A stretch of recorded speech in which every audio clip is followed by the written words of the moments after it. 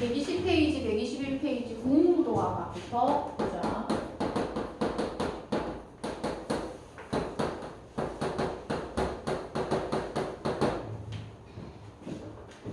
백수광구의 안에 여기가 있어.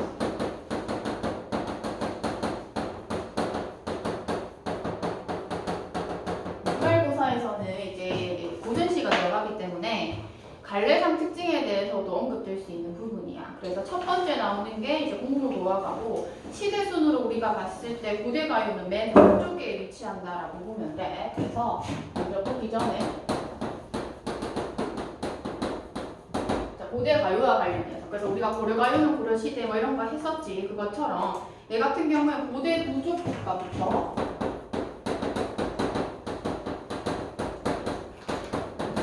고대 부족국가부터 삼국시대까지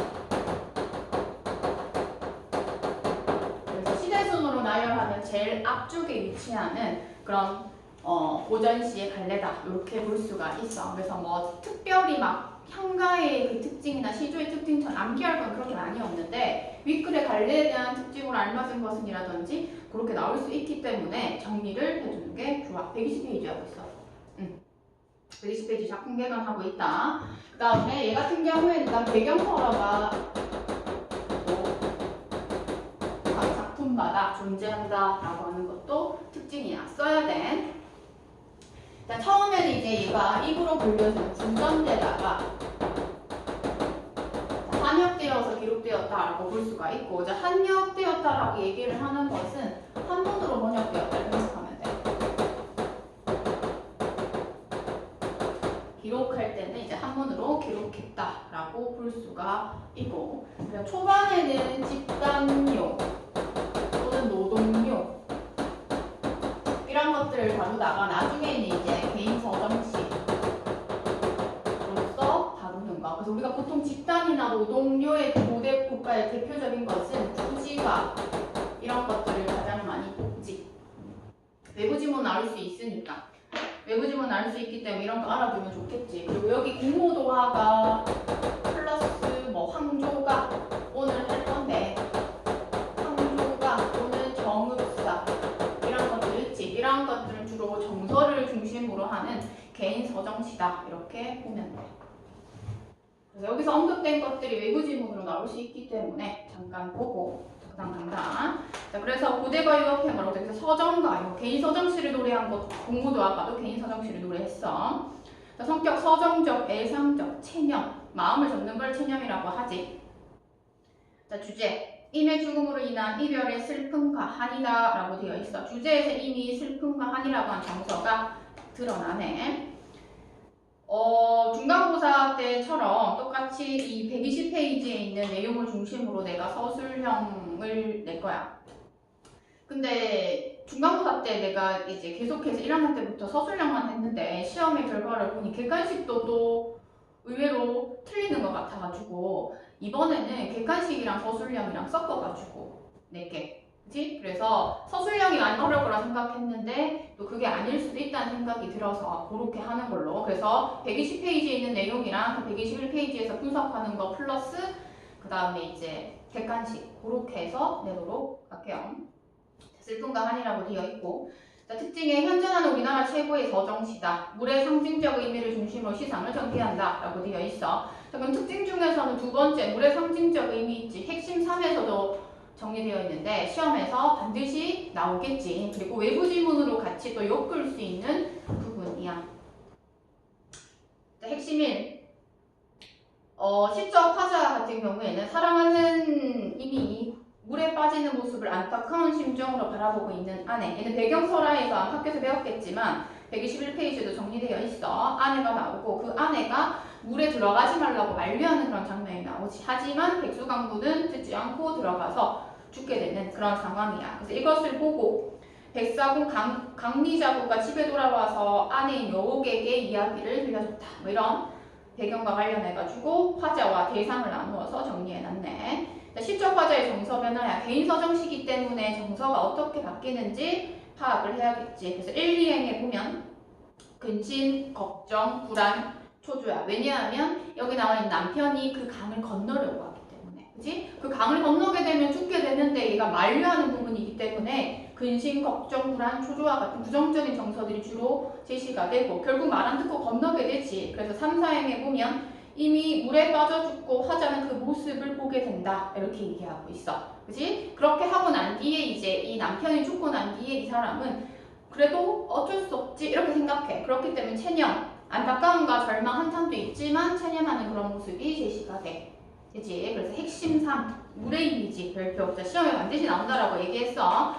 자, 얘 같은 경우에는 물의 이미지가 임과의 단절, 임의 죽음, 이 또 여기는 안 나와 있지만 사랑 뭐 이런 것도 있어. 척구에서는. 그래서 물의 이미지 중요.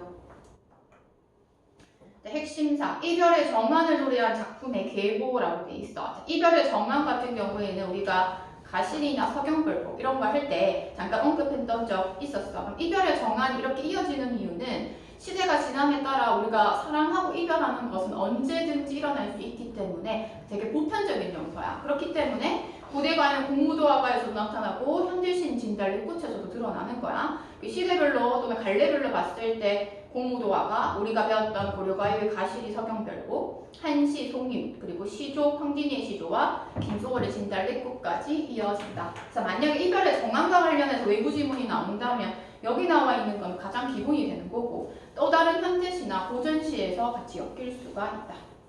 밑에 유리왕의 항조가는 121페이지 본문하고 들어갈 거야. 얘는 간단하다. 자, 볼게. 이마라고 돼 있어. 임은 누구? 남편이라고 했고 이렇게 이마라고 부르는 시적 하자가 아내잖아. 그치? 그래서 그 물을 건너지 마오라고 얘기를 하고 있어. 그 물 건너지 마. 일부에서 나타나는 그 물의 이미지. 그래서 이 교과서에서는 나타나지는 않지만 얘를 이 물의 이미지가 사랑의 이미지와 맞닿아 있다라고 얘기를 해. 왜냐하면 걱정하는 마음에서 그 건너지 마 이렇게 얘기를 하는 부분이기 때문에. 처음에는 물 건너지 마라고 하면서 뭐라고 정리돼 있어? 물을 건너려는 임을 만류한다 이렇게 돼 있지. 임을 만류한다. 저 물 건너면 큰일 나는데? 라고 하면서 그치? 애절하게 건너지 마 이렇게 얘기하는 부분.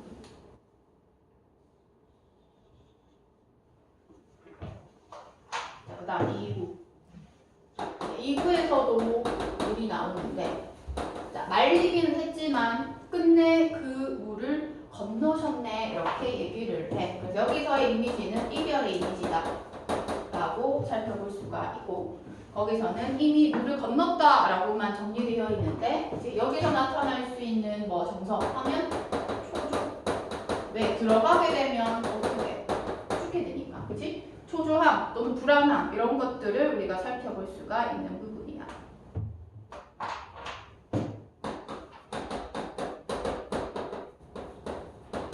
자, 3구에서 나오는 물이야. 자, 물에 빠져 돌아가시니 라고 되어 있어. 결국은 물을 건너므로써 죽음을 맞게 되는 상황. 저렇게 될 걸 알고 여기 나와 있는 아내가 말렸잖아. 그치? 결국은 죽고 말고. 그래서 남편의 죽음에 의해서 우리가 부인이 나타날 수 있는 건 뭐야? 절망, 뭐 슬픔 이런 것들 살펴볼 수가 있겠지.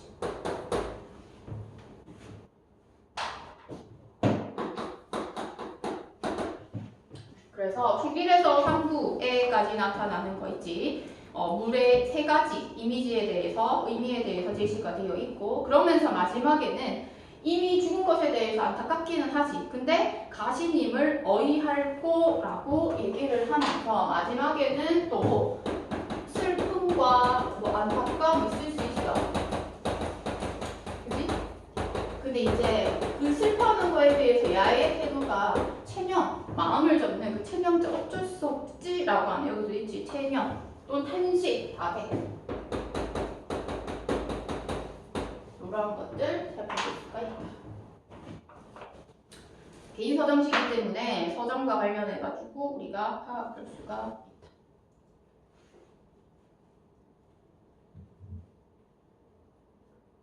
됐죠? 자, 그럼 120페이지에 유리왕 항조가 있는 거 작품 개발 한번 보고 뒤에 이제 분석할 거야. 얘도 서정가요고 아까 얘기했듯이 자, 애상적 인물 이름 외로움과 슬픔이래. 작가와 창작 연대가 구체적으로 알려진 고대 서정 가요이면서 자, 시적 화자와 대비되는 거. 여기서 중요한 것은 대비라고 하는 서술상 특징이야. 자연물을 활용해서 시적 화자의 정서를 강조한다 라고 되어 있어. 보통 자연물 나타나면 감정이 일치시켜서 정서 강조하는 거 나오는데 여기선 대비야. 그래서 얘는 125페이지에 문제 있거든. 125페이지 가에 있어. 12에서 15번 중에서 나 있지. 거기다가 한번 보자. 상주가 맞아. 펄펄 나는 적개꼬리라고 되어 있어.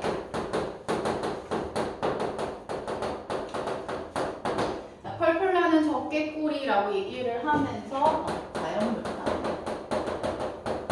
자, 깨꼬리의 상태는 암수가 서로 정답구나 이렇게 되어 있어.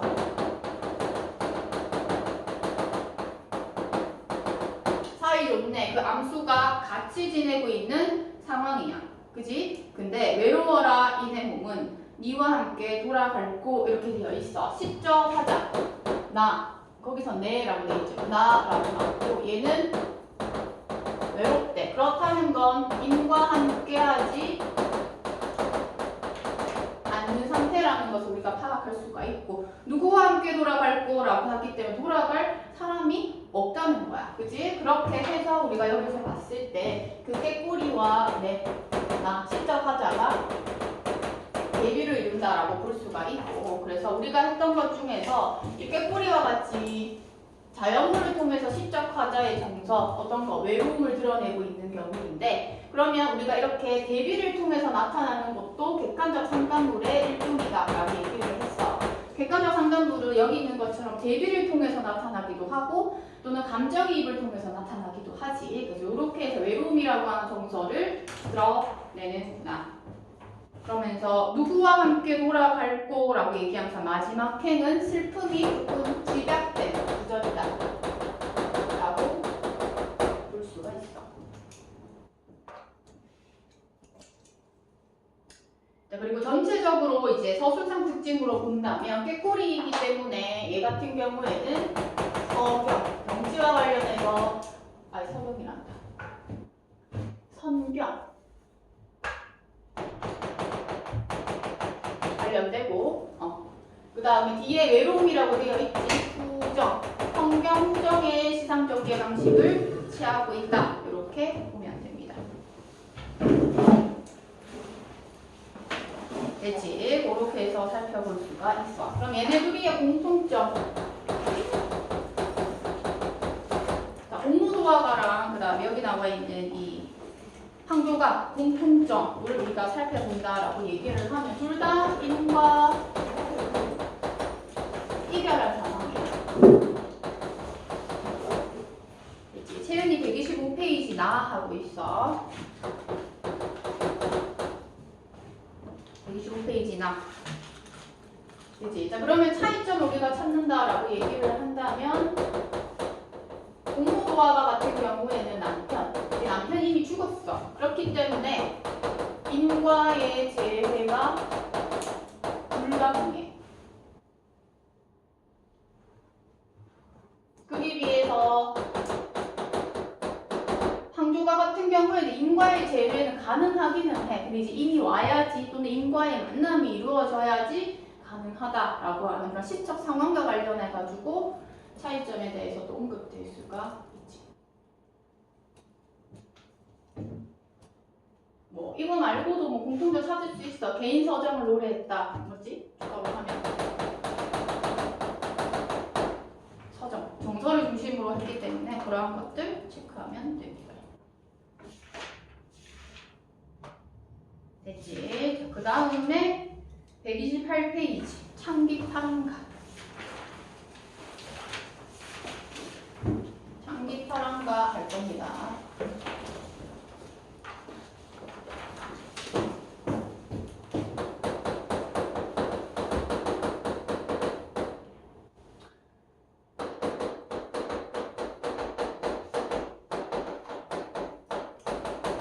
시기적으로 봤을 때 고대가요 다음에 나오는 게 이제 여기 나오는 식구체 향가야. 아마 식구체 향가 같은 경우에는 이제 그 재학매가 할 때 1학년 때 많이 했기 때문에 익숙할 거야. 그래서 얘 같은 경우에 향가의 특징 해가지고 핵심 1회 정리가 잘 되어 있어. 그치? 개념과 형식과 특징 요렇게 해서 정리가 되어 있다. 그럼 기본적으로 거기서 얘기했듯이 향가의 특징이 적혀 있지. 향찰로 기록된 신라 시대의 대표 노래이다. 이렇게 얘기를 해. 이건 안 적어도 돼.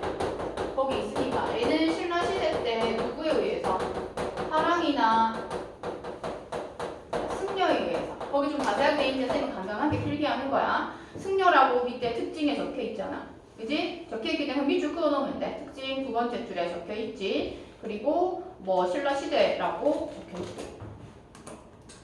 그러면서 얘 같은 경우는 향찰로 기록되었다. 거기도 향찰 기록되어 있다. 적혀 있을 거야. 얘는 한자에 음과 훈. 훈이라고 하는 건 뜻이야. 그래서 향찰로 기록했다라고 하는 거. 이 정도 우리가 또 파악할 수가 있겠고. 그 다음에 종류라고 되어 있지. 향가의 종류에는 그 줄수에 따라서 달라져. 그래서 4구체, 8구체, 10구체. 총 3종류가 제시되어 있다. 라고 얘기를 하는 거고. 자, 우리가 오늘 할 창기 8항가는 10구체 항가야.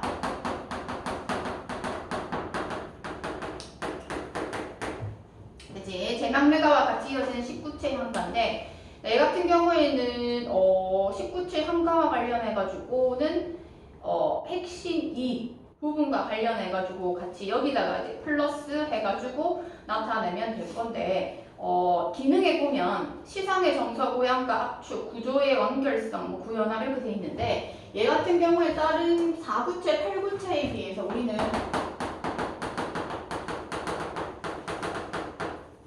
가장 정제된 형식이라고 얘기를 해. 정제되어 있다라고 얘기를 하는 건 어느 정도 잘 다듬어져 있다. 이렇게 얘기를 하는 거거든. 정제된 형식이라고 얘기를 하고 이 19체 항가를 다른 말로 또 4내가라고도 한다. 그래서 4내가는 안 적혀 있네. 그렇기 때문에 또 적어놔야 돼. 필기해두고.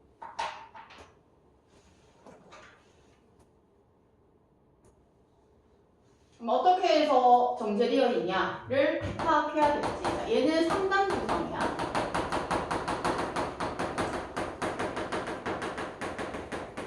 자, 기서결이라고 하는 3단 구성이고 4구, 4구, 2구 되기도 하고 또는 얘네들은 3호 또는 5, 3이라고 해가지고 되는데 어쨌든 마지막 결구 같은 경우에는 꼭 2구, 9구와 19가 이루어진다라고 얘기를 하는 거. 자, 그 다음에 두 번째는 여기에는 안 적혀있네. 자, 두 번째 같은 경우에는 19체 향가의 특징 중에 낙구가 등장한다는 게 특징이야. 감탄사라고 볼 수가 있고, 자, 이러한 형태로서 제시가 된다. 여기서도 보면 라고 되어 있지. 그럼 이 낙구와 관련해서는 이제 19체 향가의 가장 두드러진 특징이기 때문에 얘네에 대해서 나올 수는 있어.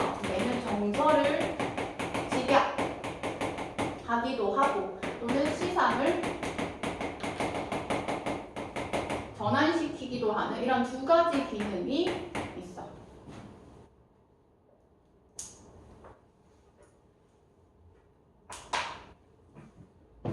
됐지? 그래서 이렇게 딱 있기 때문에 4구체는 그냥 4줄, 8구체도 8줄 끝인데 얘는 이러한 것들이 있기 때문에 정제된 형식이다. 이렇게 얘기를 하고 그 다음에 오늘 시조까지 다 나갈 건데 이 3단 구성과 이 낙구 있지? 이 두 가지의 특징이 어디에 시조에 영향을 끼쳤다 라고 하는 것까지 그럼 시조도 시험 범위에 들어간다라고 얘기하면 같이 묶어서 또 흐름에 대해서 나올 수가 있기 때문에 갈래상 특징이 이번 기말고사에서도 반드시 한두 문제 정도는 출제될 거야.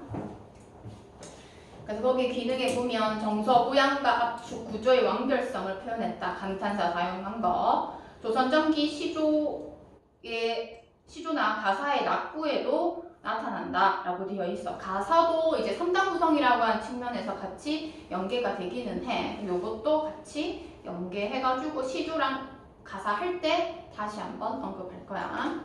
자, 그럼 핵심 3, 소재의 상징적 의미라고 되어 있어. 여기서는 자, 나무랑 눈만 나와 있는데 이건 당연히 중요해. 그거 외에도 뭐 달이라든지 물소리라든지 눈이라든지 이런 상징적 소지에 대한 암기가 반드시 필요로 해. 그래서 보통 이제 너희 학교 같은 경우 서술형 같은 경우에 시어의 의미 묻는 문제 많이 나오잖아. 그래서 그렇게 해서도 나올 수가 있어. 그래서 요거 상징적 의미도 암기해야 돼.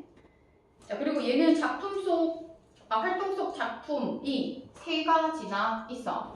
그래서 첫 번째는 헌화가는 4구체고 처용가는 8구체야. 그리고 길 500년 도읍지는 또 시조거든. 그래서 어떤 것들이 연계될지 알 수 없는 부분이라서 그래서 선생님 프린트 준 거 있지? 그건 조금 이따가 이제 창기 파랑가 하고 요거 2개 나가고 500년 도읍지는 평가 문제집에 있어서 그때 나가도록 할게요. 자, 그러면 125페이지 갑니다. 자, 비서별로 구성된다라고 했어. 그래서 비 부분부터 우리가 살펴볼 거야. 1에서 4부 이렇게 되어 있네. 자, 밑에 해석 있으니까 같이 보면 돼. 자, 늦겨운 바람에 이슬 밝힌 달알이 흰구름조차 떠간 언저리에 라고 되어 있어. 핸드풀이 흐느끼며 바라보매 라고 되어 있어. 얘 같은 경우에 이제 귓바람이가 떠나고 난 뒤에, 그지? 귓바람이 인품을 볼 수 없는 현실이야. 지금 귓바람이를 볼 수 없는 상황이거든? 근데 거기서 이제 흐느끼며 바라본다라고 얘기해.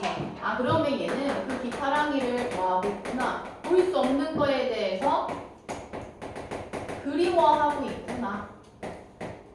그리워하. 요 정도. 그렇기 때문에 흐느끼며 바라보매 이렇게 얘기를 하는 부분이야.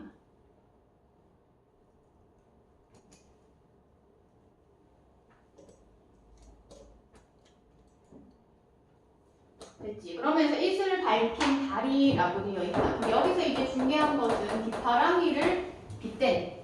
깃바람이를 빗댄 것 자연물들이 여러 가지가 제시가 됐는데 그 첫 번째가 달이야. 그럼 여기서는 뭐래? 깃바람의 고매한 인품이다 이렇게 돼 있어.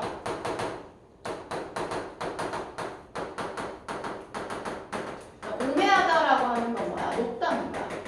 그 인품이 달이 쭉 비추는 것처럼 그만큼 높다라고 하는 거. 그 첫 번째가 달이 제시가 돼. 그래서 128페이지에서 제시된 그러한 시어 있지 대비되는 거 말고도 암기해야 되는 부분이야. 흰 구름을 쫓아 떠간 언저리에 모래 가른 물가에 라고 되어 있어. 그러면 해석과 같이 본다면 거기에서 물서리도 봐야 돼. 자, 물서리는 해석이 물가라고 되어 있어. 물가라고 얘기하는 거 우리가 뭐 맑고 깨끗한 그러한 모습이기 때문에 여기서는 빗바람에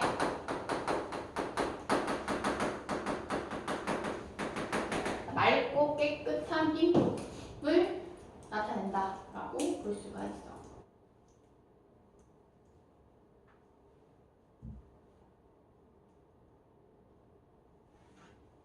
됐지? 그래서 깃바람이 고결한 모습을 떠올리며 그의 부재를 안타까워한다. 이런 거 제시되어 있어. 그렇게 제시가 되어 있어. 자, 그러면서 기랑이의 지위 옳시 수풀이야 이렇게 돼 있어. 기랑의 모습이다 수풀이여 이렇게 되어 있지. 얘 같은 경우에 수풀을 보고 이제 깃바람인 줄 알고 착각한 상황이거든. 그러면서 1호 나리 저벽에 이렇게 되어 있어. 1호는 냇물의 이름이래. 그리고 저벽에 자갈벌에 시적 화자가 있는 공간이라고 돼 있어. 이거에 대해서는 뭐 비유나 상징이 안 쓰였기 때문에 그냥 시적 화자가 자갈벌에 있구나 정도 해석하면 돼. 자, 낭이 디너시온이라고 되어 있어. 자, 낭이 지니시던. 자, 마음의 끝을 좇느라져 이렇게 되어 있어. 마음의 끝을 쫓고 있노라라고 얘기를 하고 있어. 그럼 마음의 끝을 쫓는다. 자, 마음의 끝을 쫓는다라고 얘기하면 거기 옆에 있는 것처럼 깃바람이의 인품을 본받고 싶다. 라고 얘기를 하는 부분이에요. 왜냐 앞에서 얘기했듯이 그런 고매하고도 맑고 깨끗한 인품들이 제시됐기 때문에. 그러면서 마지막 결. 결국에는 낙구 나온다 했지. 여기서는 아야라고 쓰였네. 아야. 아야를 통해서 아 얘가 식구체 현가이구나 라고 하는 거. 낙구 표시된다. 자, 그러면서 128페이지에서 정리됐던 거 나와. 자, 자식까지라고 돼 있어. 자식까지는 뭔데? 잣나무라고 돼 있어. 자, 잣나무가 높아 눈이 모들 두폴 고깔이여 이렇게 돼 있어. 눈이라도 돕지 못할 고깔이여 이렇게 얘기를 하지. 여기서의 잣나무는 기파랑이의 인품이라고 돼 있어. 기파랑이의 지도 열쇠 요 정도로 제시가 돼 있어. 그만큼 뭐하다 높다 이렇게 제시가 되고. 그러면 잣나무가 있는데 눈이 내려. 그럼 여기서의 눈은 시련, 고난 이런 것들이 되겠죠.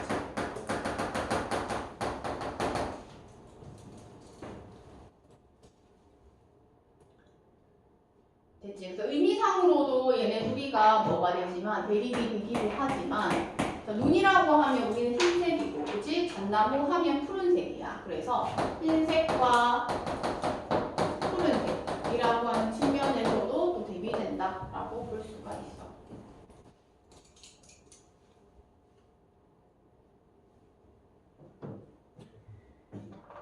됐지? 그러면서 눈이 모들 도플 고깔이여 이렇게 돼 있어. 고깔에 뭐라고 돼 있어? 잣나무 윗가지 부분이 기파랑이의 고깔처럼 보인다. 즉 파랑의 우두머리인 그것처럼 보인다라고 얘기하면서 마지막에는 그 기파랑의 인품과 높은 절개를 예찬한다라고 되어 있어. 이것도 중요해. 해독 측면과 관련해서는 기파랑이의 인품에 대해서 뭐하고 있어? 깨끗하네, 높네, 따르고 싶네 이렇게 얘기하고 있지. 또 예찬적 태도와 관련해서도 언급될 수가 있는 부분이야.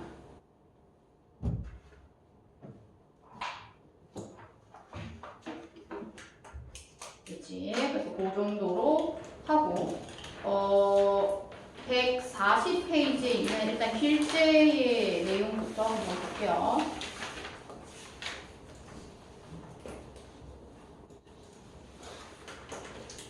140페이지에 보기 3번, 아니, 문제 3번 거기 이제 작품이겠지.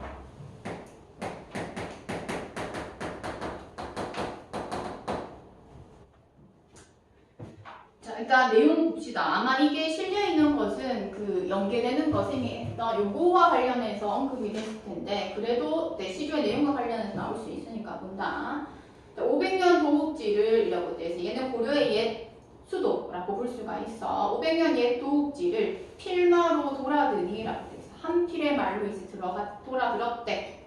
그러면서 핵심은 이제 중장과 동장이야.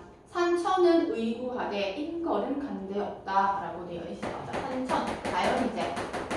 얘는 의구하다. 의구하다라고 하는 건 뭐야? 변함이 없다는 거야. 계속 똑같다는 거거든. 그래서 얘 같은 경우에는 무한성, 변함이 없는 불변성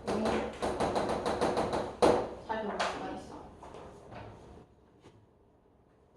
거기에 비해서 인걸은 뭐야? 뛰어난 인재는 간대 없다라고 얘기를 하지. 그렇기 때문에 얘는 유한성이라고 살펴볼 수가 있어. 그래서 얘네 둘이는 이렇게 대비를 이룬다. 표현상 특징과 관련해서 만약에 나온다면 둘 다 대비의 방식을 사용하고 있다. 이런 거 파악할 수가 있겠지.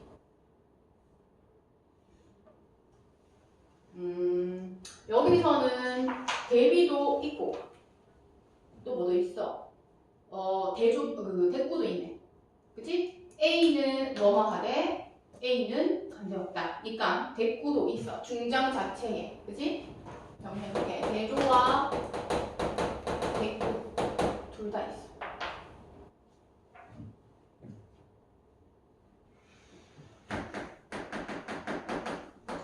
어즈버 얘는 감탄사야. 그래서 영향과 관련해서는 여기 나와 있는 낙구의 있지.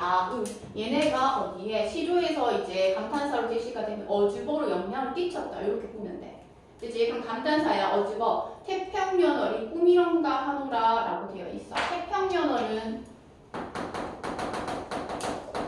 태평스러웠던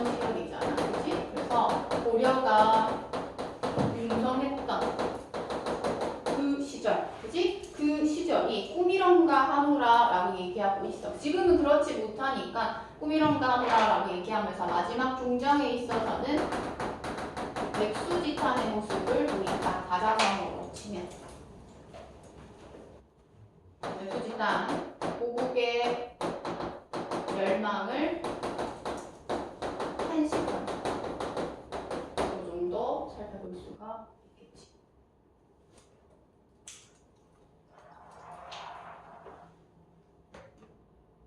됐지? 그래서 내용상은 이렇게 돼 있고 시험에서 만약에 호술상이든 객관식이든 연계가 된다라고 한다면 그 쌤이 학습활동 그 교과서를 보니까 이게 문학을 어떠한 측면에서 계승했냐. 계승은 이어지는 거야. 그치? 이어지는 거기 때문에 이 향가가 시조 요렇게 이제 계승, 문학적으로 계승했다. 이렇게 살펴볼 수가 있겠지. 그러면 첫 번째는 3단 구성 기서결이 그 다음에 여기 나와 있는 시조의 초장, 중장, 종장 이러한 측면에서 3단 구성으로 연결되어 있다라고 하는 게 첫 번째야. 문학적 계승이야. 그 다음 두 번째는 여기 나와 있는 이 낙구, 그지? 상가의 낙구가 여기 나와 있는 어즈거, 그지? 어즈거라고 하는 종장의 첫 음보, 첫 음보에서 어즈거 제시가 되는 부분이야. 그래서 이러한 측면에서 문학적으로 계승했다라고 하는 게 갈래상 특징으로 나올 수가 있어.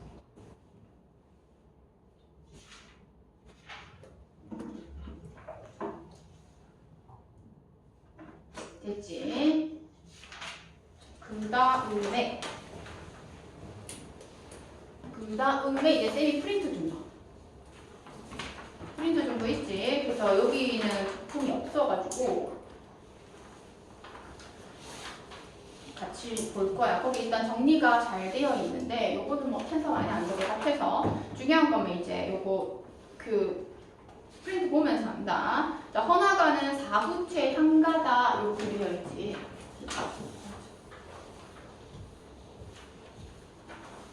네 줄짜리야.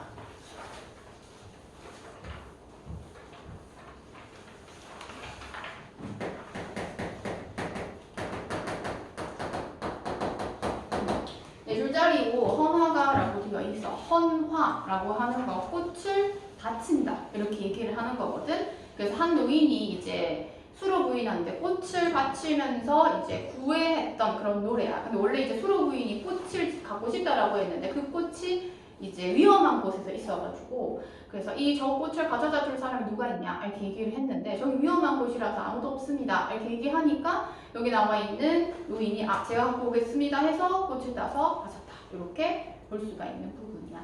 되지? 그래서 한번 보면 이거 들어간다 한번 맞지? 되지? 자 그래서 한번 봅시다. 자 자줏빛 바위가에 암소 잡은 손 놓게 하시고라고 되어 있어. 노인 같은 경우는 이제 소를 끌고 이제 일을 하는 모습이다라고 볼 수가 있는 부분이야. 그러면 이 암소는 누구에게 있어서 여기 나와 있는 노인에게 있어서 생업이야. 그지? 생업인데 그것을 놓게 하시고라고 얘기하는 부분이야. 그래서 갖고 있는 암소를 놓게 하시고까지 이건 그냥 이해하라고 적었는데 수로 부인이 아름답다는 거지. 그렇기 때문에 이 생업을 버리고서라도 얘가 꽃을 바치고 싶은 거야. 아니 부끄러워하신다면 가정법 아니 부끄러워하신다면 꽃을 꺾어 바치오리다 라고 되어 있어. 그럼 여기서는 이제 꽃이니까 주목하겠지. 왜냐면 꽃을 계속 바친다 라고 얘기하니까. 그래서 교과서에서는 사자의 분신이다 라고 하는 거 적혀 있지. 그러나 요것도 있지만 노인의 풍모의 정 요렇게 해석을 해. 그냥 자기의 마음을 표현하는 거니까.